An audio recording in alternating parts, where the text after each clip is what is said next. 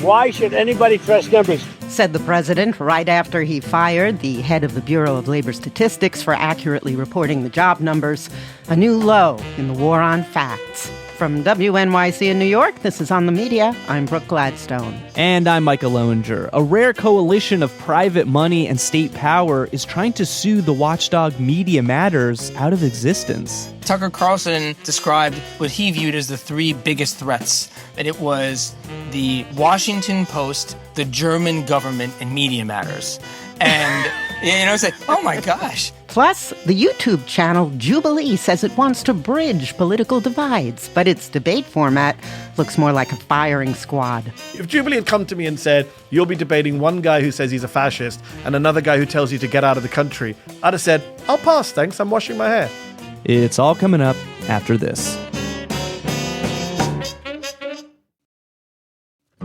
From WNYC in New York, this is On the Media. I'm Micah Loewinger. And I'm Brooke Gladstone. Ever since I got into this business, there have been times that have served as sharp reminders that the mission is to speak truth to power. But the current moment suggests that perhaps the more crucial mission, especially since power is no longer listening, is to speak truth to each other. Not merely to inform, but to reassure you who listen that no, you are not going crazy. And by truth, I don't mean the higher ones, the moral ones. I mean just plain facts. That's why we decided to take a few minutes to contextualize the president's most ambitious and by far his most successful project, fact eradication. So let's start here. On August 1st, he fired the commissioner of the Bureau of Labor Statistics. Hours after a stunning government report that the job market is considerably worse than previously thought. President Trump posting on Truth Social that the jobs report was rigged to, quote, make a great Republican success look less stellar. Why should anybody trust numbers? I believe the numbers were phony, just like they were before the election. So you know what I did? I fired her. Erica McIntyre, a labor economist with 20 years of public service under her belt. She headed the team of statisticians responsible for revising the recent employment numbers sharply downward. Philip Bump noted in his column that such noteworthy revisions often align with great economic upheaval, like the Great Recession in 2008, 2009, and the COVID pandemic in 2020 and 2021.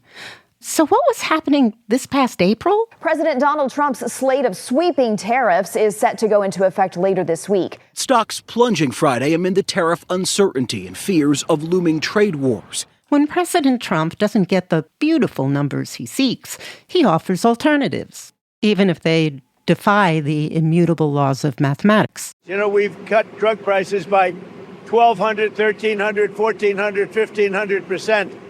I don't mean 50%, I mean 1,500%. In June, he claimed to have cut the price of eggs by 400%. But a quantity cannot decrease by more than 100% of itself.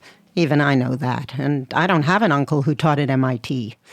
As for matters of war and peace... A lot of very beautiful wars have been settled. Odd word choice there. India, Pakistan, nuclear.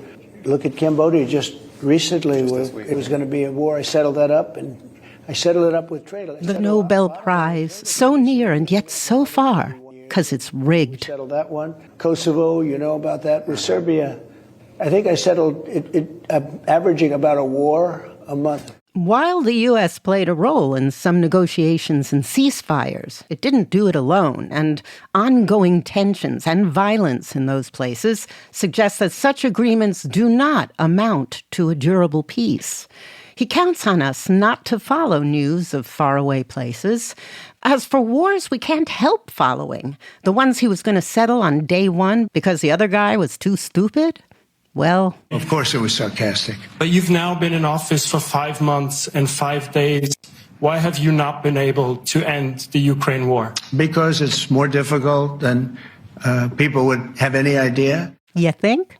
Meanwhile, the president's war on facts, which cannot be negotiated, is waged with addition and subtraction. A report from the president's Make America Healthy Again Commission included citations to non-existent studies regarding such topics as children's asthma medication and mental illness. Now that's addition. But these days, the chief weapon is subtraction. The White House is taking another step to make it harder to find big, legally mandated scientific reports on climate change. Several CDC pages have disappeared. Key resources for healthcare providers are gone. I am in Nashville, Tennessee, at the annual meeting of the American Statistical Association. Sadly, without a lot of the government statisticians that are usually here. For the White House, it seems that public enemy number one is data. The guardrails are gone. Amy O'Hara is a research professor at Georgetown's Massive Data Institute and the president of the Association of Public Data Users. She used to work at the U.S. Census Bureau. These institutions that have systems in place to provide reliable data about our workforce, about labor in the United States. There was a leader at the helm of that organization that was just following the rules, using data inputs, using existing protocols, providing information as they always did. And because the numbers were apparently politically inconvenient, that person was told that they cooked the books and they could no longer serve in that role. O'Hara says that the White House has also shuttered advisory committees, which were the channel people used to understand updates in methodology or new products coming out or the discontinuation of other products. That has been shut down. So all of those advisory committees, including an important one called FESAC about federal economic statistics, is one of the ones that were shut down. They produce numbers that people now scratch their head and say, what is the accuracy of that number? Can I rely on that number? But that's a key component to the president's fact eradication project. Convince Americans not to trust numbers or anything else. Why should anybody trust numbers? We have to fight an uphill battle against all these accusations, which were trying to undermine our credibility. Andreas Georgiou is a visiting lecturer and scholar in statistics at Amherst College. In 2010, he became head of the first independent statistical agency in Greece, Elstat, which then issued a report showing Greece's huge deficit was even worse than previously reported. In fact, the deficit, as a percent of the GDP, which is roughly defined as the value of all goods and services a country produces during a specific time, had reached completely unsustainable levels. It reached 15.4% of GDP. Members of the EU are required never to exceed 3%. And the debt increased by 11.7% of GDP, which meant that the debt to GDP ratio for Greece reached 126.8% of GDP. This, of course, meant that the fiscal picture was even worse than anticipated. This at a time when Greece was already in a major debt crisis. All this landed very hard on the people of Greece. The unemployment rate passed 25% in the following years. Since the deficit was so out of control, Greece had to adopt tough austerity measures. Rising politicians in Greece, seeking a scapegoat, rallied around the idea that the statistical office had put Greece in the eye of the hurricane. The prosecutor for economic crimes began a preliminary criminal investigation against me on the basis of statements that were made by various people, including politicians. The theory was that Greece was somehow subject to some conspiracy and that statistics had played a role in that. He spent the next 14 years battling criminal and civil investigations. He was sentenced to jail. He never served time because he was able to get his cases overturned. But at one point, he took a case all the way to the European Court of Human Rights, where Greece was convicted for not providing him a fair trial. This allowed Georgiou to reopen his case in Greece. He has another hearing on it in the Greek Supreme Court next month. His goal? Full exoneration. That is very important, not just for me personally, but for Greek statisticians and statisticians everywhere that want to follow the rules. It has been, of course, a difficult time for me and for my family. My father suffered quite a bit. It might have contributed to my father's passing. the family had run entirely out of money to pay the lawyers. Eventually, there was crowdfunding. People helped us a lot. And also, a very good legal firm in Greece offered to take over the cases at no cost. It would have cost me millions of dollars to be here. And it has definitely, caused a lot of problems for me too, especially until very recently, as a single father of a little girl. But I can tell you that it was the good fight. I'm glad that I did it. The good fight is still very much a fight all around the world. Like in Brazil. Bolsonaro, the president there, fired the head of INPE, the agency that controls the satellites of Brazil and it produces the statistical data on deforestation, among other things. So it produced figures that showed that deforestation increased significantly in 2019 when Bolsonaro was in office. And Bolsonaro didn't like that and fired the chief of the institution. Then we had the case where Erdogan in Turkey, he fired the head of the Turkish Institute for Statistics, the agency that produced inflation figures. He felt that the inflation figures were overstated. So you have this string of interventions and interferences. These are harmful to official statistics and to this important information that is the basis on which society carries out not only its economic affairs and its social affairs, but it's also its democracy. They're extremely essential for democracy and for accountability of the politicians. The Washington Post reported Wednesday about a leaked draft report that shows the administration is planning to eliminate or downplay accounts of prisoner abuse, corruption, LGBTQ+ discrimination, of course, and other alleged abuses. The White House says the reports will be shortened for, quote, readability. Right. But even when defending facts, one has to concede that data can be cold. And it's well understood that the bigger the number of afflicted people, the less sympathy they engender. It's a paradox Stalin understood when he famously said, "A single death is a tragedy. 1,000,000 deaths is a statistic." But despite all that, the truth is, numbers, stats, facts, to coin a phrase, are people too.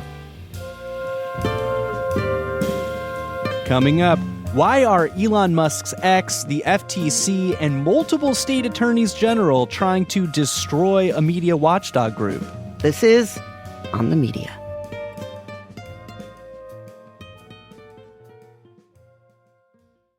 Here at Life Kit, we take advice seriously. We bring you evidence-based recommendations. And to do that, we talk with researchers and experts on all sorts of topics. Because we have the same questions you do. Like, what's really in my shampoo? Or should I let my kid quit soccer? Or what should I do with my savings in uncertain economic times? You can listen to NPR's Life Kit in the NPR app or wherever you get your podcasts. This is On the Media. I'm Micah Loewinger. And I'm Brooke Gladstone. Media Matters for America is an avowedly liberal watchdog group that follows and fact-checks right-wing outlets like Fox News Channel, NewsMax, Steve Bannon's War Room, and the Tucker Carlson Show, places where the lies and misdirection that inform American policy and American life pick up steam. So it was inevitable that when death came knocking for the organization, it would be someone like Elon Musk holding the scythe by way of a lawsuit, or a barrage of them.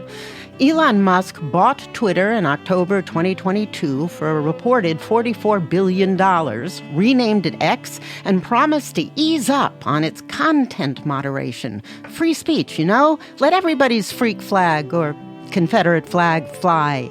But when Media Matters published a series of investigations in November 23 that showed that ads on X were appearing next to anti-Semitic or pro-Nazi content, this, by the way, after Musk claimed that he had new tools in place to assuage advertisers' fears that their content would show up next to such extremist posts, Media Matters showed that these tools weren't working. So, companies like Sony, Apple, IBM, and Warner Brothers pulled their ads from X, costing Musk an estimated $75 million. Cause and effect is a little unclear because that was the same week that Musk embraced the white genocide conspiracy theory. So that's what the fight about discovery is now, is what was really motivating a lot of these advertisers' decisions. Angelo Carusone is the president of Media Matters, which was initially sued by X in 2023, first in Texas, then in Ireland and Singapore. Then, following X, Texas Attorney General Ken Paxton and Missouri Attorney General Andrew Bailey both opened investigations into the nonprofit.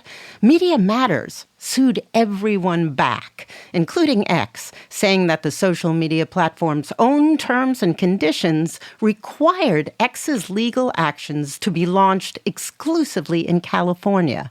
The judge agreed, halting the Ireland case. Both the investigations by state AGs were also shot down in court. A lot of times people compare this to Hulk Hogan's litigation against Gawker that was financed by some billionaires that ultimately bankrupted the company. And I understand why that's a comparison, but this is so different because that was just a civil lawsuit. There wasn't a combination of private power and state power to target Gawker. That's what's happening here. How have you done in court on these challenges other than that very important decision in California? So the decision in California was one success. The other thing I would note is that our lawsuit against both state AGs was successful. Paxton and Bailey, Texas and Missouri, those are no longer on the table. That's correct. They were shut down. We received an injunction against them, and Andrew Bailey asked to settle with us so that he didn't have to go through a discovery, so that was closed. Paxton appealed the decision that we received in the district court level to the circuit court, the D.C. Circuit Court, and the D.C. Circuit Court upheld the lower court's decision in our favor. And the other thing is the substance of these rulings. Judges, whenever they look at this, often describe it as a campaign of government harassment, which is how the D.C. courts had described it.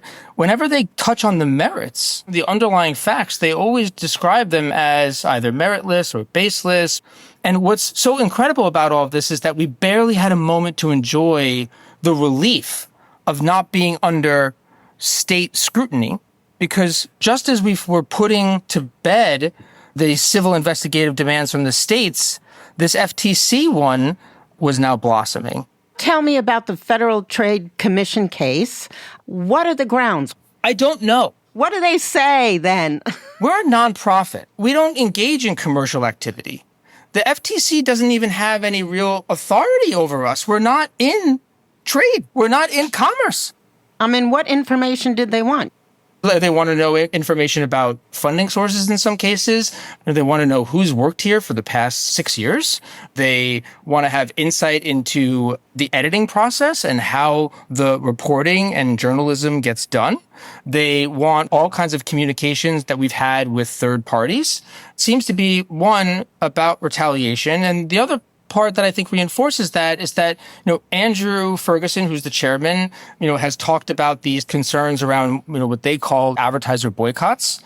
There was a recent merger between two very large media buyers, and in their approval of that merger, the FTC, they said, look, we'll approve this deal, but only under the following condition. You're no longer allowed to remove ads based off of politics or ideology. Meaning, really? Yes. This is news to me. It's such an incredible sort of tell or reveal there. If this is a purely free market capitalist society, they should be able to put their money wherever they want. They're not just trying to change politics. Now, Project 2025 showed us that, and Steve Bannon, I think, describes it so effectively, is that politics is downstream from culture. And for them, so much of the work is being done to reshape and transform our culture. This is very similar to what we're seeing with colleges, right? And very similar. It's like, well, you have to pay all these funds for the damage that you did with your DEI policies because of the work that we do, which is reporting and research and sort of illustrating these trends in the media landscape. There are many people on the right that really, truly despise us. And it's worth keeping in mind that so much of the Trump administration is pulled from the right-wing media fever swamps.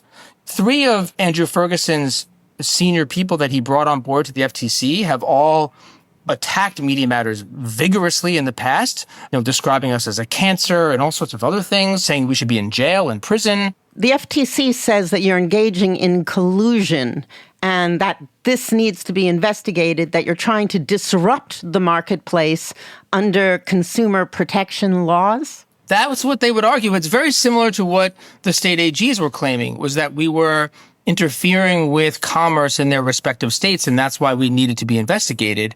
It is a strong testament. The advertising industry is not small.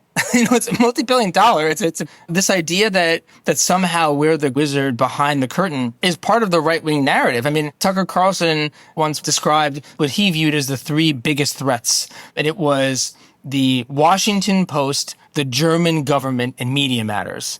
And, it's like, oh my gosh, or I remember when Rush Limbaugh at one point, and again, this is somebody that had, 20 million listeners. He was lamenting that we were, quote, in the midst of mob rule run by the trolls at Media Matters. In their minds, we are just so overwhelming. So hydra-headed. Yeah.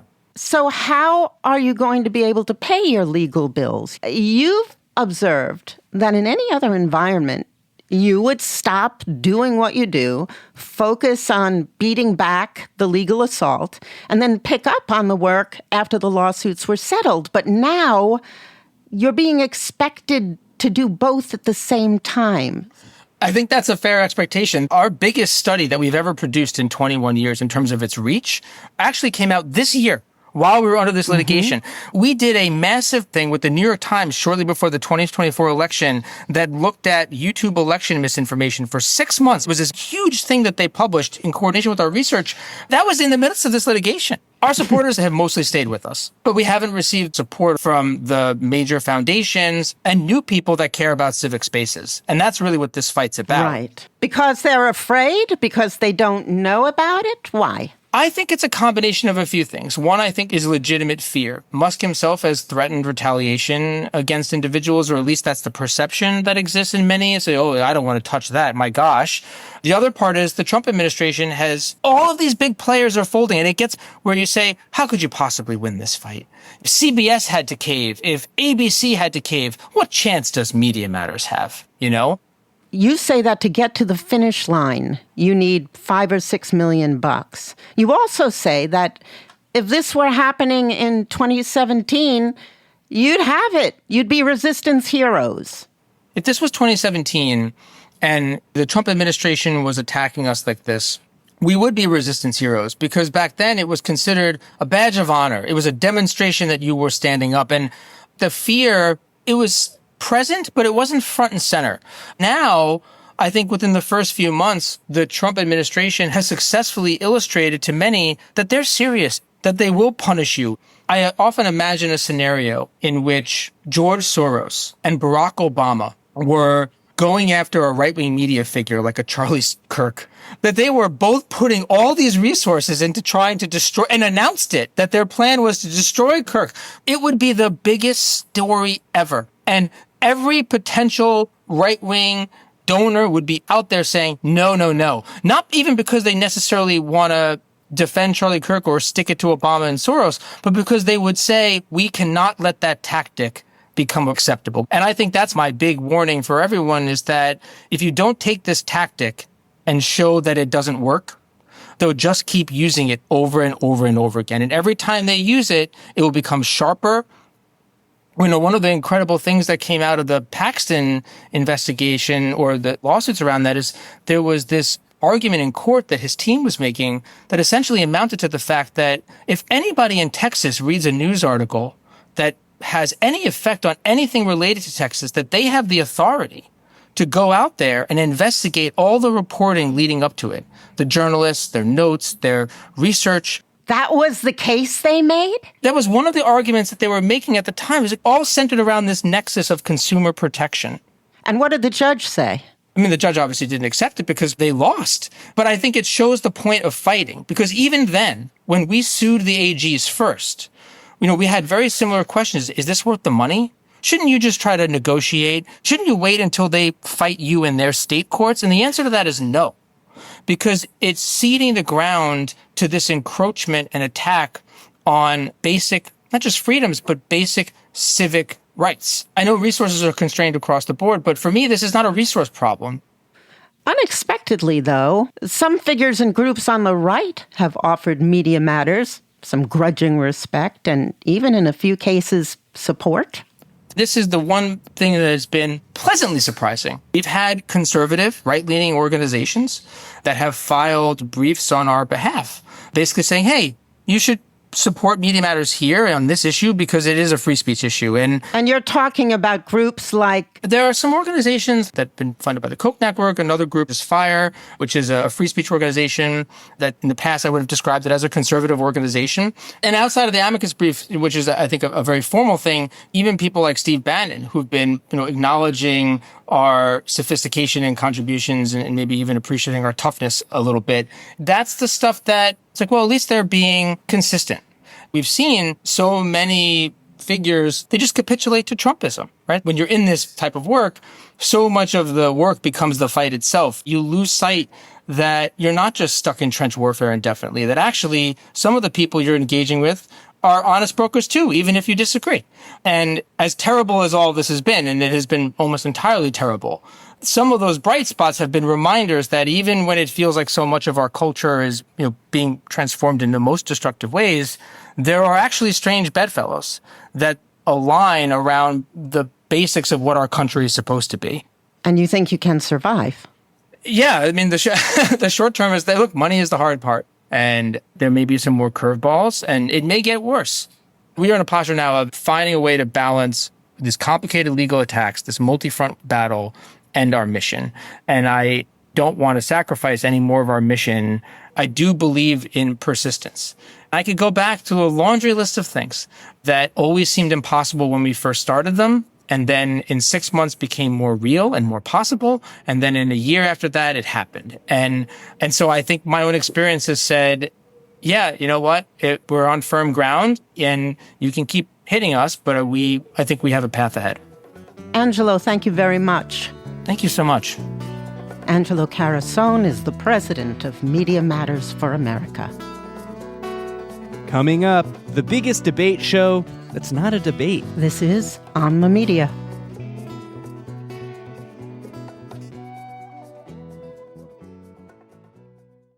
WNYC Studios is supported by Dell Technologies. Introducing the new Dell PC with the Intel Core Ultra processor. It helps you handle a lot, even when your holiday to-do list gets to be a lot. Like organizing your holiday shopping and searching for great holiday deals and customer questions and customers requesting custom things. Plus, planning the perfect holiday dinner for vegans, vegetarians, pescatarians, and the rest of the family's dietary restrictions. Luckily, you can get a PC with all-day battery life to help you get it all done. That's the power of a Dell PC with Intel inside, backed by Dell's price match guarantee. Get yours today at Dell.com/holiday. Terms and conditions apply. See Dell.com for details. Here at Life Kit, we take advice seriously. We bring you evidence-based recommendations. And to do that, we talk with researchers and experts on all sorts of topics. Because we have the same questions you do. Like, what's really in my shampoo? Or should I let my kid quit soccer? Or what should I do with my savings in uncertain economic times? You can listen to NPR's Life Kit in the NPR app or wherever you get your podcasts. This is On the Media. I'm Brooke Gladstone. And I'm Micah Loewinger. The latest episode of South Park just so happens to perfectly set up a piece that we've been working on. Hello and welcome to the 3rd annual Charlie Kirk Award for Young Master Debaters. More and more young people today are learning to fight for America through masturbation. Not only were you featured in this episode, Charlie, your name was in bright lights as the Charlie Kirk Award. It was basically an entire homage to the genre that you've popularized. The real-life Charlie Kirk, a far-right podcaster known for arguing with liberal college students, was showered with praise from his co-hosts. You've transformed the entire dialogue that exists in America between young men and crazy, woke, psychotic young people. Because even scathing satire from South Park is attention. And in 2025, attention is everything. It's taken over TikTok. It's taken over all social media. It's true that political debates, and not just among right-wing outrage merchants, have become one of the major ways that people engage with the news. There was the nearly 5-hour Israel-Palestine debate on Lex Friedman's podcast last year. Was Palestine the only spot of land on Earth? Yes, basically that was the problem. The Jews couldn't emigrate What about anywhere else. what They about weren't- the United weren't happy States? And there's Piers Morgan's YouTube channel, Uncensored, which routinely devolves into shouting matches between pundits. He just called me a pervert. He will be sued now that's for defamation, It's and we will be defamation. able to It's resolve honest this opinion. In in the a UK, we have court of different law. I defamation guarantee you that he will be sued. In for my calling understanding, me a you pervert. are a pervert The woman because who you are. Some of these debates are clearly designed for sensationalism and partisan polemics. Some are more educational. Some even try to crown a winner, like the Monk debate, a semi-annual Canadian event that recently hosted Ezra Klein and Kellyanne Conway. The golden age of America is upon us. I see the small businesses that feel they can survive and thrive with less regulation, with lower taxes, with more energy independence. No, I don't think we're in a golden age. I almost don't think it needs to be argued this heavily. Are we even in a decent age? These spectacles, of course, are hardly new. For precedent, you could point to the televised Gore Vidal-William Buckley debates of 1968, which were ostensibly rarefied policy discussions that still went off the rails. Now listen, you stop calling me a crypto Nazi. Let's stop calling names you in your goddamn face. Or early panel shows like CNN's Crossfire, which in 1982 famously hosted the KKK's national leader. Wait a minute, Mr. Wizard. You believe in the final solution, which is black repatriation to Africa. I'm not going to be cut off. I'm not going to be shut off either. You're running around on a bedsheet. I don't have the bedsheet. But at least in terms of scale, pure metrics, nothing to date has transfixed viewers quite like Jubilee, a YouTube debate channel that The Atlantic compared to the Jerry Springer Show with Gen Z appeal. You have no idea what you're talking about. They don't. You think all have to- 300,000 miners are lost in America? Are you crazy? I'm saying that millions, tens of millions of people watch Jubilee. They've got billions of collective views at this point. Jubilee is a YouTube behemoth. Taylor Lorenz is a tech journalist who writes the User Mag newsletter. She's been following the meteoric rise of Jubilee.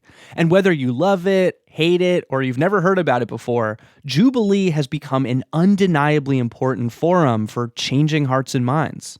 Its founder, Jason Y. Lee, came up with the idea for the company after the election of Donald Trump in 2016. Jason was surprised by what happened with the election and also just trying to make sense of what was happening with the country. I saw huge polarization on both sides.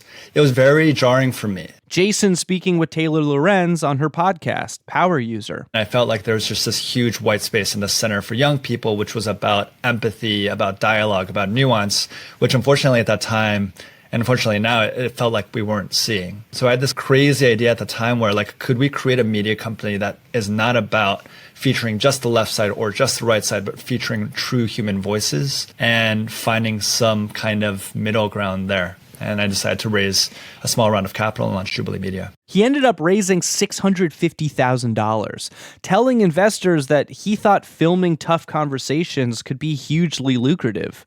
And he was right. One of our first big shows that we created was a show called Middle Ground. What it would do is it would bring together two quote-unquote opposing sides, but rather than just squaring off for a Fox or CNN style debate or kind of everyone yelling at each other, we said, is there a way for us to find middle grounds between conservatives and liberals, or between Christians and atheists, or even between flat earthers and round earthers? I'm what you call a globe denier. This is a brilliant opportunity to speak. We've been suppressed, censored by mainstream media. Alternative media is just a thing of beauty for me. This is one of 3 flat earthers who debated 3 scientists in what's become the most popular episode of Middle Ground, with 31 million views. My point is that these experiments clearly show that the Earth is globe. And you don't need to go outside the globe to see it's globe. It's a theoretical... You told me you want the evidence. The critique of you guys, which you've seen, is are you kidding me? You're putting a flat earther out there, as though this is a reasonable point of view? Semaphore's Ben Smith interviewing Jason Lee on the Mixed Signals podcast. I think that the flat earther one is the one that we had to discuss quite a bit about, hey, where are the bounds by which we wouldn't go? But one of the principles we talk about a lot at Jubilee is what is this idea of what we call radical empathy. For example, there was a woman who was really incredible. She lost her husband. And when her husband was on his deathbed, he became like a full-on flat earther. So my husband actually brought home this movie talking about how the moon landing was fake. Once he had passed, I think that she feels like this is like part of her way to connect with him, right? Again, does that make me believe that the earth is flat? Absolutely not. But do I understand or have some sort of empathy towards like that experience? I'm like, yeah, I do. I think Jason is naive. I think that it is a monster that Jason does not realize he's created. And I think he is deluding himself into thinking that it's a lot less harmful than it is. Taylor Lorenz. I think it's more of like YouTuber brain. What is YouTuber brain? YouTube rewards rage bait. Mostly the entire internet rewards rage bait. That's what algorithms reward. And so if you can create these viral clips of people saying extremely shocking things, you will succeed. And if you're making millions and millions of dollars, it's really hard to change course and say, actually, I want to make less money. Jason Lee did not respond to our request for an interview. If he had, I would have asked him about the channel's most successful format, the one that's generated quite a bit of controversy in recent weeks. A show called Surrounded. Which is this round-robin debate-style video where it's one person in the middle and then a group of 20 people that disagree with them around them. Hello, everyone. I am Charlie Kirk, founder of Turning Point USA, and I am surrounded by 20 woke college kids. I'm Ben Shapiro, and I'm co-founder of The Daily Wire and host of The Ben Shapiro Show. And today, I'm surrounded by 25 Kamala Harris supporters. The Ben Shapiro episode was the 5th most viewed piece of political content on YouTube during the election. Democrats and nonpartisan experts have also starred in Surrounded videos, though they tend to get fewer views. I'm Pete Buttigieg, and today I'm surrounded by 25 undecided voters. I'm Dr. Mikhail Varshavsky, better known as Dr. Mike across social media. I'm a board-certified family medicine physician who makes content online improving health literacy. And today, I'm surrounded by 20 vaccine skeptics. That Dr. Mike video, which has 10 million views, is interesting for a few reasons. The way the format works is that the high-profile person in the middle, in this case Dr. Mike, starts each round of the debate by stating a prompt. My next claim is that RFK Jr. is a public health threat. And then, on the count of 3, the 20 anti-vaxxers can race to a seat in the middle to challenge him,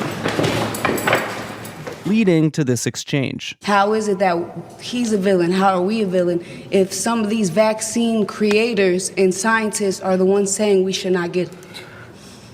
Is there anything I could say today that would change your mind? I'm just asking your opinion. I'm asking you a question. Probably not, because I actually read and study. I would like to give you my knowledge, my experience, and what I've seen in the hospital system. But if you're telling me right now, no matter what I say, you're not going to change your mind, is there any value to that? That clip pretty much sums up the entire 1.5 hour video. Every time Dr. Mike attempts to debunk medical misinformation, his opponents cut him off or ignore him, talking about how they'd done their own research and didn't trust mainstream science. One comment under the video that received 143,000 likes reads, quote, "This didn't feel like a debate. It feels like 20 people venting as if it's therapy." After the video came out, Dr. Mike revealed that it was his idea. He pitched this video to Jubilee. I was watching Jubilee and saw a 20 verse 1 episode, and I said, wow, wouldn't it be a good idea if it was a doctor versus anti-vaxxers? The only accurate way to report that 1 out of 4 Americans are skeptical of global warming is to say, a poll finds that 1 out of 4 Americans are wrong about something. John Oliver speaking on his HBO show in 2014. A survey of thousands of scientific papers that took a position on climate change found that 97% endorsed the position that humans are causing global warming. And I think I know why people still think this issue is open to debate, because on TV, it is. He then brings out 2 people for a mock debate. Bill Nye, who believes climate change is real, and a denier, who doesn't. The problem here, Oliver says, is that a split-screen TV debate implies that these 2 positions are equal. Wait. Before we begin, in the interest of mathematical balance, I'm going to bring out 2 people who agree with you, climate skeptic, and Bill Nye, I'm also going to bring out 96 other scientists. It's a little unwieldy, but this is the only way you can actually have a representative discussion. A mathematically balanced debate about COVID-19 vaccines would look the same way, because an estimated 97% of medical scientists say those vaccines are safe. And yet, Jubilee flipped it. 20 so-called skeptics were pitted against 1 expert, because that's more provocative. And there are other ways the channel's producers stack the deck for drama. Take the February episode of Surrounded titled One Conservative versus 25 LGBTQ plus activists. So I saw that they were casting for a Jubilee video. So I sent in my application, and that's pretty much how it started. Stassia Underwood is a 26-year-old activist who's received a lot of attention online since appearing in that Jubilee video. My intention was to hopefully meet some more trans women, and I knew that it was a huge opportunity. I knew that it could bring me a lot of exposure, negatively and positively. Did the producers tell you anything about who you'd be speaking with? Just that they'd be conservative? I had no clue. I definitely wasn't expecting it to be somebody that was so hateful. My next claim is that transgenderism should be eradicated from public life entirely. The conservative in the middle turned out to be Daily Wire host Michael Knowles. Stassia sprinted for the chair in the middle. Hello. Hello. Which she says was scripted to make it look like she was competing with other people. My first thought was that it was absurd because transgenderism isn't real. We are transgender people. How are you going to get people to stop being trans? I think we're going to tell boys that they're not girls. So we're going to tell boys that they're not girls, and they're going to listen. Yeah, basically. Really? Yeah, that's what we've done for most of history. That happened to me, and I can promise you to God that I didn't listen. Yeah, well, because we live at a time that is affirming the transgender delusion. What was the kind of digital afterlife of the video? How did it affect you specifically? I knew that it was going to be viral. I didn't know that I was going to go viral. My video is right now currently still sitting at like 14 million views on the TikTok page on Jubilees. My clip was the most viewed of the whole segment. I got so many hate comments, but I was expecting that. So that wasn't really what took me by surprise. It was the Daily Wire posting me, making sure that it ended up on certain sides of the internet. But also, I definitely received more of a following on my social media. I have been invited to do multiple other shows. I was on Piers Morgan Uncensored. There has been some huge things that have come out of this. Do you feel like all of the hate that you got, was it worth it? Yes. I think yes, and I think no. I think I could have gone without the death threats. Would you still have participated in the debate if you'd known about the prompts and the identity of Michael Knowles ahead of time? I would not have participated, not with Michael. But I chose to go on Jubilee. I could have walked out.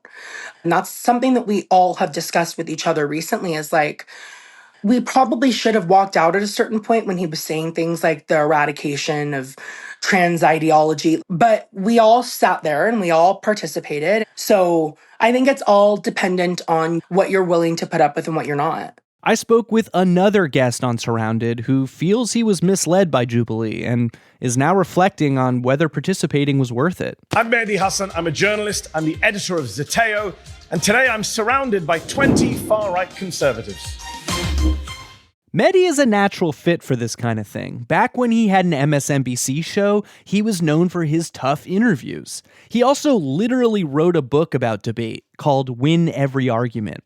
I began by asking him which of the previous Jubilee videos made him want to jump in the ring. I watched a lot of the right-wing ones. Most of the Jubilee videos are right-wingers versus woke kids or liberal students or Harris supporters. And there's only been a couple of kind of quote-unquote progressives who have done it. Sam Cedar, good friend of mine at the Majority Report, did it. And Sam is the one who told me, like, it's worth doing it. It's worth going into this lion's den. It's a new audience. It's a younger audience. They need to hear our arguments. Who approached who? How was it presented? What was the conversation like before you showed up at the studio? Jubilee approached me.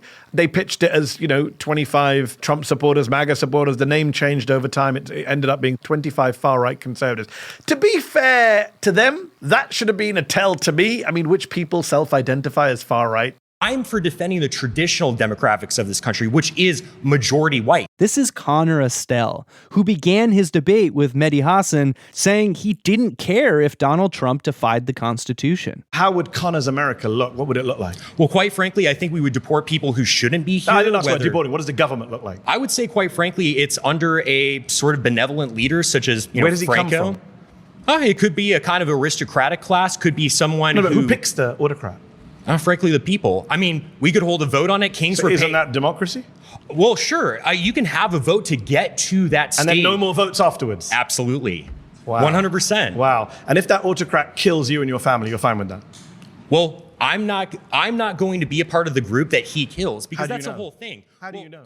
He starts going on about General Franco, and I'm thinking, wow, this is kind of insane stuff. General Franco, who murdered many innocent people, thousands of people in the White Terror. He starts quoting Carl Schmitt. I say, you're quoting a Nazi theoretician. And then I'm thinking, whoa, where are we going here? I frankly don't care being called a Nazi at all. I didn't say that. I didn't actually say that. I said, are you a fan of the Nazis? Well, they persecuted the church a little bit. I'm not a fan of that. But what about the persecution of the Jews? Well, I mean, I certainly don't support anyone's human dignity being assaulted. I'm a Catholic. But you don't condemn Nazi persecution of the Jews? I think that there was a little bit of persecution and stuff like that, which is bad. We may have to rename this show because you're a little bit more than a far-right Republican. Hey, what can I say? I think you can say, I'm a fascist. Yeah, I am. Then I kind of realized that, what am I doing here? I don't debate fascists. I've had a very strong, consistent anti-fascist platform since the day I became a public figure, a broadcaster. It's easy clickbait, but I try and avoid climate deniers and election deniers simply because I think journalists should have some attachment to reality. I'll be honest with you, if Jubilee had come to me, and they didn't, but if they'd come to me and said, you'll be debating one guy who says he's a fascist and another guy who tells you to get out of the country, I'd have said, I'll pass, thanks, I'm washing my hair.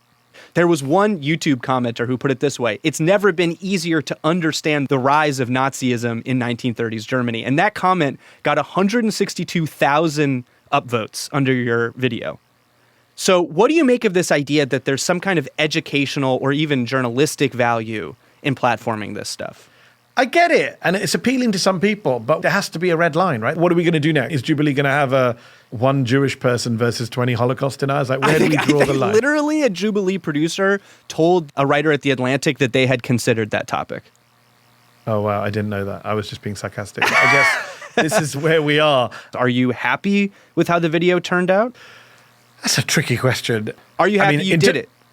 I don't know the answer to that latter question. I'm reserving judgment on that. I'm going to wait and see. I'm not going to be fake modest. Clearly, millions of people watched that. Millions more people now follow me and Zeteo. Yes. So in terms of grabbing attention, that worked. And that was one of the reasons I did it. I'm not going to lie to you. Of course, the idea of appealing to a younger audience who probably have never heard of Zeteo or me was appealing. And clearly that worked. People now have heard of me who have not heard of me. So in that sense, it worked. And now people can say that's cynical, that's self-serving, whatever. After the video came out, Connor, the self-described fascist, did his own little podcast tour. You are in some serious trouble in your personal life over this, am I right?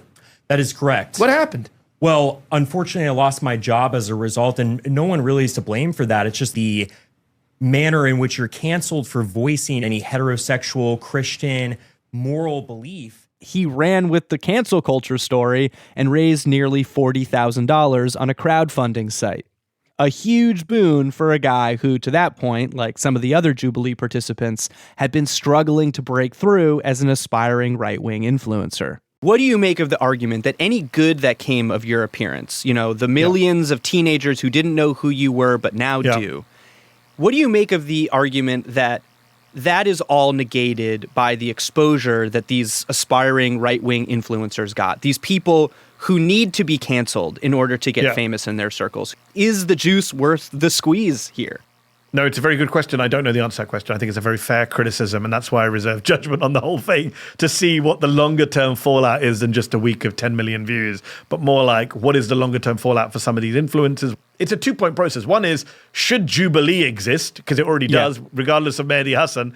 But if it does exist, should someone like me who knows how to debate go on and debate these freaks? In addition to the views on the actual Jubilee YouTube video, these debates have like this long afterlife as video clips. And I've often seen each side of the debate more or less declare victory with their own communities. Is there something about just the way that social media is wired, what the algorithms reward, that undermines the very idea that a side can win with a persuasive argument?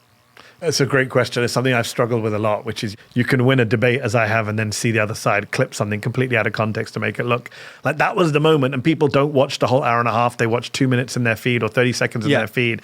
It is a problem, no doubt about it. I'm not sure what the solution is. I don't think we should stop debating issues because people can spin it the way they want. One of the reasons I did Jubilee, again, and time will tell, is I would argue that most people, most normal people who watch something like that will come away going, wow, A, those guys are crazy and extreme. B, Mehdi clearly won that debate. C, we need to worry about our country. In your book, you respond to this idea of we're living in a post-truth culture, which is a kind of resounding conclusion that many people came to after the 2016 election. Yeah. But you cite some data to back up the idea that people's minds can still change. After this latest election, after the dark turns we've seen in our politics, since you wrote that book, do you still believe that facts can change minds? Yes, but not for a lot of Americans. The debate is not whether it can change minds. The debate is how many minds can it change? I think that audience is a shrinking audience, I have to be honest with you. I think that audience grows smaller by the day. But look, I do believe people's minds can change. Just look at the polling. Trump is just won an election, right? That's deeply depressing for someone like me. Having said that, he's also the most unpopular president at this point in his presidency in living memory. Why is that? Because people's minds have changed since the election. People have either seen him do bad stuff or have felt him do bad stuff or have accepted the argument from those of us in the media or Democrats that he is doing bad stuff. So his numbers have plummeted on the economy, on immigration, on multiple issues. So I do think that's an interesting test, what happens in the midterms and the next presidential election. If we have free and fair elections again in this country, it'll be interesting to see how many minds have been changed. It's a dwindling number for sure, but it's still a number that's worth reaching out for and persuading. Mehdi, thank you very much. Thank you. Mehdi Hasan is editor-in-chief and CEO of Zeteo. And now, watch as Fly Donovan totally destroys these woke liberal students. Welcome to the channel, guys. Looks like a lot of whiny babies have a problem with what I say, so prove me wrong. Did you call the girls' soccer team a Marxist indoctrination factory? That is correct. We actually beat the boys 4-0, you know. You can whine about American oppression all you want, but you're using an iPhone made by the free market to complain about a system that gave it to you. Girls have it way easy in America, and that's just the truth. Woke student totally pwned.